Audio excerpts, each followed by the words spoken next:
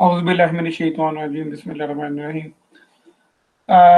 आज हम थर्मोडायनेमिक्स का जो टॉपिक स्टार्ट करेंगे वो सेकंड लॉ ऑफ थर्मोडायनेमिक्स है। सेकंड लॉ ऑफ थर्मोडायनेमिक्स में जो चीज़ें हम पढ़ते हैं आमतौर पर वो उसमें हम सेकंड लॉ ऑफ थर्मोडायनेमिक्स की डिस्क्रिप्शन देखते हैं, वो क्या है, डेफिनेशन है। और दो उससे जो फर्दर अहम टॉपिक हैं वो ये हैं कि सेकेंड लॉ ऑफ थर्मोडायनेमिक्स को आगे लेके चलते हुए जो हीट कैलकुलेट करते हैं, देखते हैं कि वो स्पेशली कार्नट हीट इंजन जो है उसकी वर्किंग कैसे है और उसकी एफिशिएंसी कैसे हम कैलकुलेट करते हैं।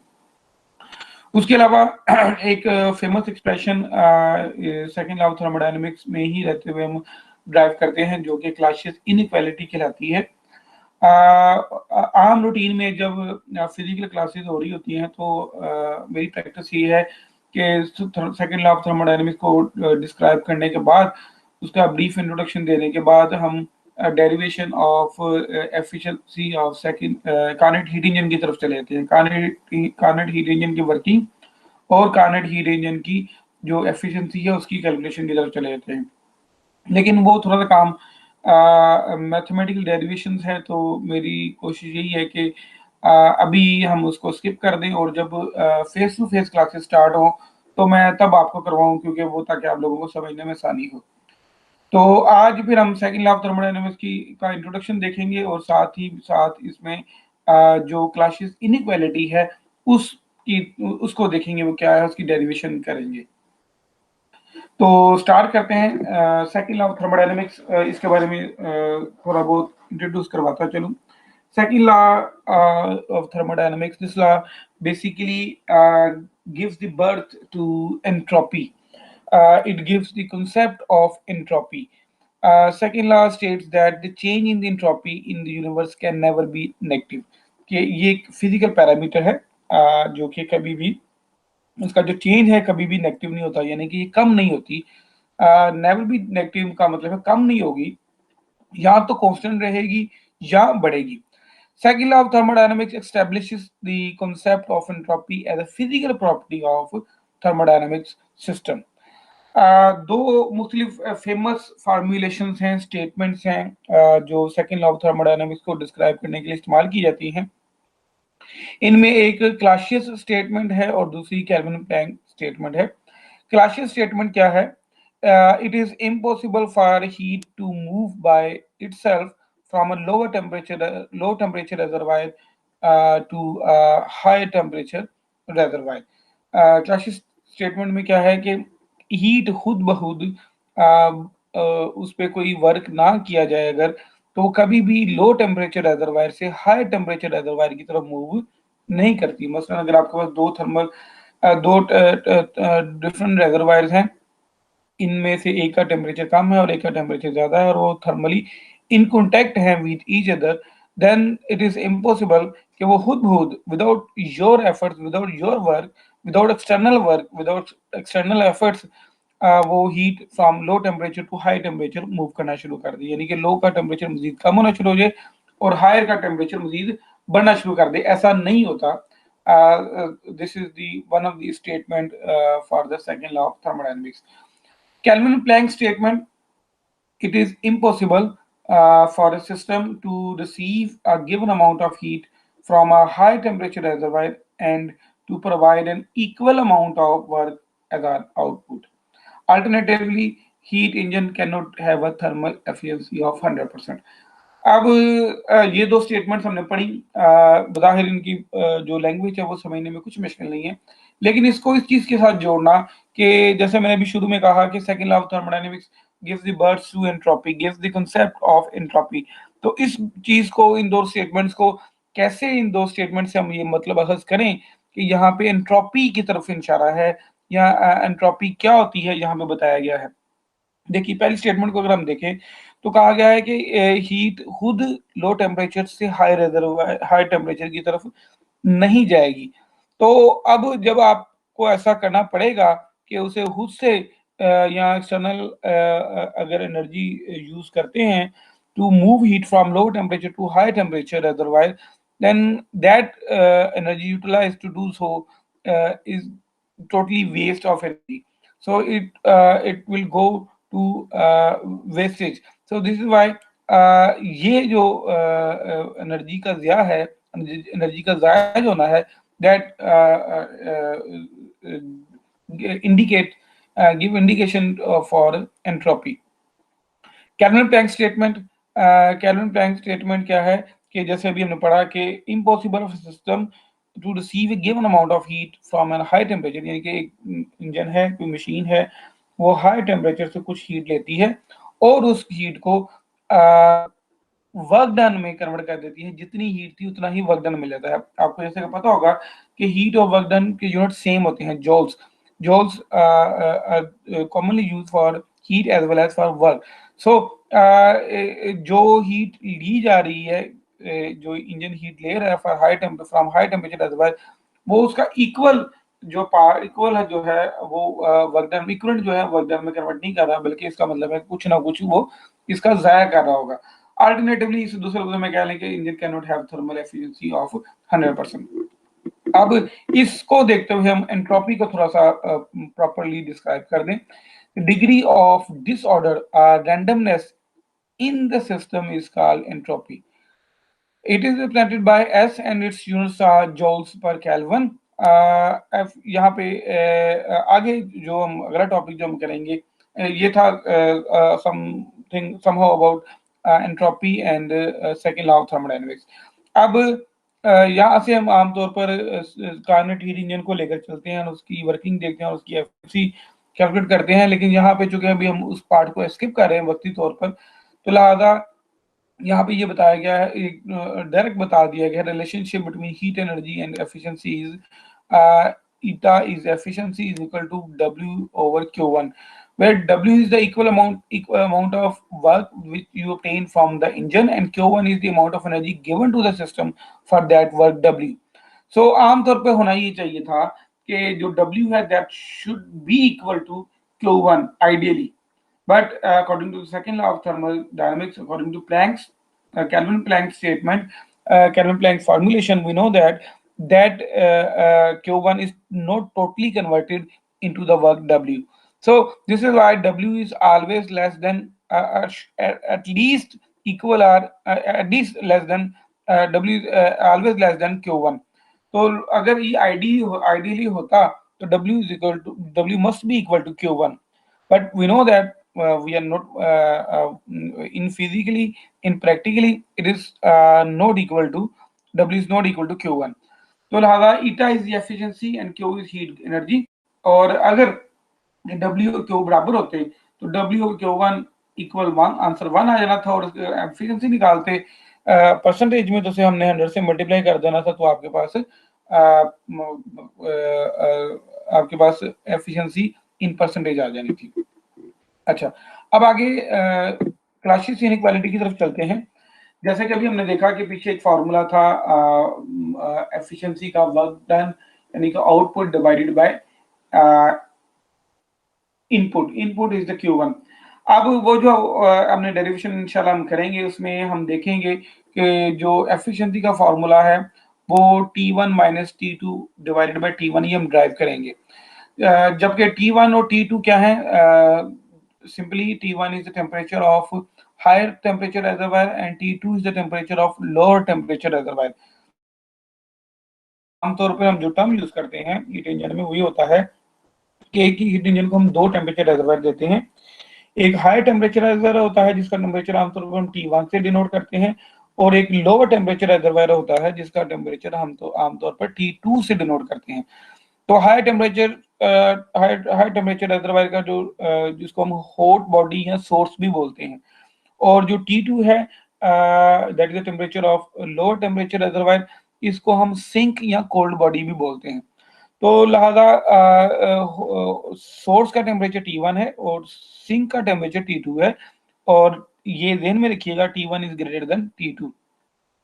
तो ये एक फार्मूला एफिशिएंसी का, हम T1 माइनस T2 यानी कि temperature of hot reservoir minus temperature of cold reservoir divided by temperature of T1, ये एक एक्सप्रेशन हम फाइंड आउट करेंगे इंशाल्लाह जब हम फेस टू फेस क्लासेस पढ़ेंगे एफिशिएंसी का फॉर्मूला हम फाइंड आउट करेंगे।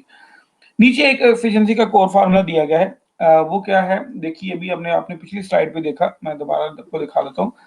ये एक एक्सप्रेशन आप देख रहे हैं एफिशिएंसी का, यही एक्सप्रेशन ये है, बस फर्क ये है कि जो W है उसकी जो वैल्यूज पुट कर दी है इन terms of Q1 minus Q2। जैसे कि मैंने कहा था कि एक हीट इंजन क्या करता है, Q1 हीट लेता है और उसमें से कुछ amount of heat W convert कर देता है वर्क डन में, और बाकी कुछ हीट Q2 रिजेक्ट कर देता है सिंक में। तो लिहाजा Q1 माइनस Q2 जो है that is equal to work obtained, output. तो लिहाजा आउटपुट जो आपके पास आती है वो आपके पास आती है Q1 माइनस Q2 यानी कि W ओवर Q1। तो ये एक दूसरा एक्सप्रेशन है, आमतौर पर हम इसको एक्सपेरिमेंटल एक्सप्रेशन बोलते हैं, Q1 minus Q2 divided by Q1, that is for the efficiency. So these two are the expressions for efficiency. That is the theoretical expression, and that one is the experimental one, Q1 minus Q2 divided by Q1। तो इसको अगर हम denominator को अलग अलग कर दें तो T1 divide by T1, T2 divided by T1 हो जाएगा। तो ये T1 और T1 आपस में कैंसिल होकर आपके पास 1 आ जाएगा और माइनस T2 ओवर T1 आ जाएगा। लिहाजा इसके भी जब डिनोमिनेटर दोनों के लिए अलग अलग करेंगे, Q1 के लिए और Q2 के लिए, तो यहाँ पे आपके पास 1 बचेगा और यहाँ पे Q2 ओवर Q1 बचेगा। तो यूं आपके पास ये एक एक्सप्रेशन है एफिशिएंसी का, और एक एक्सप्रेशन आपके पास एफिशिएंसी का ये है, दैट इज थ्योरेटिकल वन, और ये जो है दैट इज एक्सपेरिमेंटल वन। और आइडियली आइडियली क्या होता है या क्या होना चाहिए, थ्योरेटिकल एंड एक्सपेरिमेंटल जो है एफिशिएंसी आपस में बराबर होने चाहिए। आइडियली से मतलब क्या है, if you have a heat engine which is working in a reversible cyclic manner, if you have an heat engine which is working in a reversible cyclic manners, in that case the theoretical as well as experimental efficiency must be equal to each other. So this one और this one they are equal to each other। तो यूं दोनों तरफ अगर हम ये one खत्म करना चाहें, माइनस यानी कि अगर दोनों तरफ -1 दें तो ये 1 खत्म हो जाएगा, -1 खत्म करने से ये खत्म हो जाएगा, और यूं आपके पास यहाँ पे दोनों तरफ माइनस Q1 ओवर T1। ये मैंने कुछ स्टेप डायरेक्ट कर दिए हुए हैं ताकि एक ही स्लाइड में चीजें एडजस्ट हो जाए। मैं एक्सप्लेन कर देता हूँ। पहले स्टेप में हमने क्या किया हुआ है कि Q1 दोनों तरफ से खत्म कर दिया। 1 खत्म करने के बाद अगले स्टेप में दोनों साइडों पे -1 से मल्टीप्लाई कर दिया। Got it? दोनों तरफ क्या कर दिया हमने, -1 से मल्टीप्लाई कर दिया। और दूसरे स्टेप में हमने क्या किया कि Q1 जो है ये T1 के ऊपर ले गए और ये जो T2 है ये Q2 के नीचे आ गया। तो लिहाजा ये आ जाएगा Q2 ओवर T2 और Q1 ओवर T1। आपके पास ये दो चीजें बन गई, यानी कि आपने यहाँ पे दो स्टेप किए हैं, एक 1 को खत्म किया है और 1 को खत्म करने के साथ -1 से मल्टीप्लाई किया है, दूसरा इसको थोड़ा सा रीअरेंज किया है, तो आपके पास Q1 ओवर T1 आ गया है और फिर इधर Q2 ओवर T2 आ गया। अब हम क्या कर रहे हैं, अब हमने इसको इस तरफ ले आए हैं, Q1 माइनस Q2 को इस तरफ ले आए हैं, तो यहाँ पे आपके पास डेल्टा Q हो जाएगा। यहाँ पे हमने एक छोटी सी आप यूं कह लें कि मिस्टेक कह लें, वो है, उसको 1 मिनट आपके सामने ठीक कर देता हूँ। Just 1 minute, this is 1, this is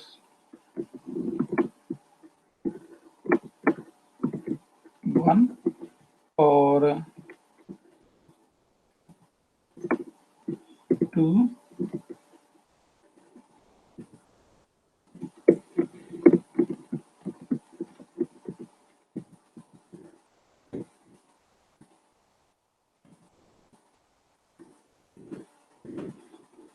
और 2। हो गया जी। तो यूं आपके पास ये आ गया Q1 over T1 minus Q2 over T2। तो यूं इसको इसको अगर हम इस एक्सप्रेशन को अगर हम सम अप करके लिखें तो आपके पास यूं डी के over T T integral with reversible cyclic manner, तो आपके पास आंसर क्या आ जाएगा, 0। तो यूं आपके पास जो ये in case of ideal reversible cyclic manner आपके पास ये एक आंसर आ जाएगा। इसी तरह in case of non ideal conditions, अगर आपका आइडियल कंडीशन नहीं है तो इन दैट केस आपका जो एक्सपेरिमेंटल जो है जो एंट्रोपी है और जो थ्योरेटिकल एंट्रोपी है ये आपस में एक दूसरे के साथ इक्वल नहीं होंगे। आपको ये पता होना चाहिए कि जब हम एक्सपेरिमेंटल की बात करते हैं, रियलिटी की बात करते हैं, तो जो एक्सपेरिमेंटल एफिशिएंसी होती है वो आमतौर पर थ्योरेटिकल एफिशिएंसी से कम होती है। तो लिहाजा यहाँ पर ये जो आपके पास इन टर्म्स ऑफ टेम्परेचर वाली एफिशिएंसी का फॉर्मूला है, ये आपको याद होगा, ये मैं पीछे आपको दिखा भी देता हूँ। That is the theoretical one. ये कौन सी है value, theoretical value of theoretical expression of efficiency in terms of temperature, the expression will be the theoretical one to calculate the efficiency। और ये जो in terms of heat है ये experimental expression है या एक्सपेरिमेंटल एफिशिएंसी कैलकुलेट करने का expression है। और ये आपके पास जो ऊपर है टेम्परेचर वाला in terms of temperature, that is the expression to calculate entropy theoretically.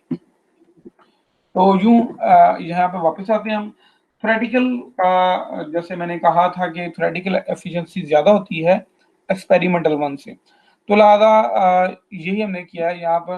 That is theoretical efficiency that is greater than the experimental efficiency 1 minus Q2 over Q1। अच्छा जी, अब थोड़ा सा इसको भी हमने रीअरेंज किया हुआ है। मैं इसको आपके सामने सॉल्व कर देता हूँ ताकि आपको बात समझने में आसानी हो। देखिए भाई, इसमें हम दो तीन स्टेप इसमें किए हुए हैं, 2 स्टेप किए हुए हैं गालिबन इसमें। वो क्या है कि आप दोनों तरफ -1 ऐड करें। तो यहाँ पे आप एक जुमला लिखेंगे, ऐड -1 ऑन बोथ साइड्स। तो -1 ऐड करने से ये वाला -1 जब यहाँ पे आएगा तो ये 1 सॉरी +1 ऐड करेंगे, सॉरी -1 ऐड करेंगे। -1 ऐड करने से क्या होगा, ये -1 और ये +1 जो है ये आपस में कैंसिल आउट हो जाएंगे। और -1 जब इधर भी ऐड करेंगे तो ये -1 और ये 1 आपस में खत्म हो जाएगी। तो यूं आपके पास बाकी बचेगा -T2 over T1 divided by Q2 over Q1 with minus. अब यहाँ पे थोड़ा सा इंटरेस्टिंग है। इंटरेस्टिंग क्या है कि यूं है कि जैसे अगर आपके पास -4 और -5 हो, -4 और -5 हो, और आपको पता है कि जो -4 है दैट इज ग्रेटर देन -5। -4 क्या है, ग्रेटर देन -5। फर्स्ट करें ये -4 है और ये -5 है, और आपको पता है कि -4 इज ग्रेटर देन -5। लेकिन अगर हम दोनों तरफ -1 से मल्टीप्लाई कर दें, ये -4 है, इस इधर भी -1 से मल्टीप्लाई कर दें, और ये -5 है, इधर भी -1 से मल्टीप्लाई कर दें, तो ये -4 + 4 हो जाएगा और ये -5 + 5 हो जाएगा। अब सिचुएशन जो है वो रिवर्स हो जाएगी। सिचुएशन रिवर्स होने का मतलब ये है कि पहले क्या था, पहले कि ये वाला जो टेम्परेचर वाला पार्ट था ये ग्रेटर था इससे, लेकिन -1 से मल्टीप्लाई करने से जब माइनस खत्म हो जाता है तो छोटी रकम बड़ी और बड़ी रकम छोटी हो जाती है। तो लिहाजा अब जबकि ये छोटी थी अब ये बड़ी है, और ये बड़ी थी और अब ये छोटी है, तो यूं फिर जो ये ग्रेटर का साइन है ये रिवर्स हो जाएगा, उलट जाएगा। अब ये यूं नहीं रहेगा बल्कि यूं रहेगा। ठीक, तो यूं ये रिवर्स का साइन हमने क्या कर दिया, उल्टा कर दिया, रिवर्स कर दिया। तो लिहाजा -1 मल्टीप्लाई करने से आपके पास -1 से मल्टीप्लाई करने के बाद आप डायरेक्ट इस स्टेप से यहाँ पे आ जाएंगे। तो यहाँ पे आप लिखेंगे multiply by multiplying -1 on both sides. तो यहाँ पे ये जो बातें मैं लिखवा रहा हूँ ये लाजमी लिखिएगा, add multiply -1 on both side, तो आपके पास ये एक्सप्रेशन आ गया। अब अगले स्टेप में आपने क्या करना है, अब अगले स्टेप में आपने Q1 को इस तरफ ले जाना है और T2 को आपने इस तरफ ले आना है। तो लिहाजा क्या हो जाएगा आपके पास, Q1 ओवर T1, Q1 यहाँ से उठकर ऊपर चला गया, और Q2 यहाँ से उठकर सॉरी T2 यहाँ से उठ के यहाँ पे नीचे आ गया। तो यूं आपके पास Q1 डिवाइडेड बाय T1 और Q2 डिवाइडेड बाय T2 हो गया। तो यूं अब हम क्या करते हैं, अब हम अगले स्टेप में जो Q2 और T2 इस तरफ था, इसको हम अब इस तरफ ले आए। तो लिहाजा आपके पास ये एक्सप्रेशन हो जाएगा Q1 over T1 minus Q2 over T2। अब जिस तरह हमने पिछली दफा in case of ideal conditions हमने किया था, तो इसको भी अगर हम करें तो ये आपके पास आ जाएगा Q1 over T1 minus Q2 over T2। इसको अगर हम सम अप करके लिखें तो ये आपके पास आ जाएगा DQ over TT less than 0। So on combining both these expression, so for both ideal and non-ideal condition, we will have this one, equal or greater equal dq over dt less or equal to 0. So this is known as Clausius inequality. तो ये Clausius inequality जो है ये काफी एक अहम topic है। मैं आपको इस आप देखें, सुने वीडियो को, और अब अगर इसमें क्वेश्चन आंसर हैं तो बाकी जो हम टाइम है वो क्वेश्चन आंसर्स में रखते हैं। इसके लिए आप व्हाट्सएप ग्रुप जो है, जो ग्रुप है बच्चे, उस पर मुझे व्हाट्सएप कीजिएगा। देखिए अगर किसी को बात समझ में आ जाती है तो बड़ी अच्छी बात है, लेकिन जिसको समझ में नहीं आता सिर्फ वही बंदा क्वेश्चन करे, क्योंकि ऐसा जब बहुत सारे क्वेश्चन आ जाते हैं, बहुत सारे मैसेजेस आ जाते हैं व्हाट्सएप ग्रुप पे, जो हमारा थर्मोडायनामिक्स का ग्रुप है, तो जब उसमें बहुत सारे मैसेजेस आ जाते हैं तो फिर मेरे लिए जवाब देना मुश्किल हो जाता है। तो अगर आपको बात अच्छी समझ आ जाती है, कुछ ठीक लग रहा है, तो शुक्रिया अदा करने की है, कोई और कमेंट करने की जरूरत नहीं है। अगर कोई आपको कोई क्वेश्चंस हैं तो सिर्फ वही लोग मुझे व्हाट्सएप पे मैसेज करें ग्रुप में, ताकि मैं ग्रुप में ही जवाब दे सकूं और ज़्यादा से ज़्यादा लोगों को एक्सप्लेनेशन जवाब की जा सके। तो आप वॉइस मैसेज भी भेज सकते हैं व्हाट्सएप पे, ताकि मुझे आपको बात कन्वे करने में आसानी हो और मुझे आपकी बात समझने में आसानी हो। और आप लिख कर भी क्वेश्चन कर सकते हैं, अगर आप समझते हैं कि आप लिख कर मुझे अपना अपना मुद्दा बयान कर पा रहे हैं, सही तरीके से अपना मुद्दा समझा पा रहे हैं, तो आप मुझे वही बात लिख कर भी कर सकते हैं व्हाट्सएप ग्रुप पे।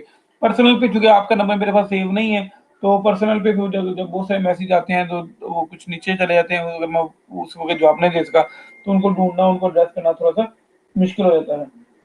तो मैं अब इसको लिंक को शेयर करता हूँ, आप क्वेश्चन आंसर हैं तो यू मे आस्क मी।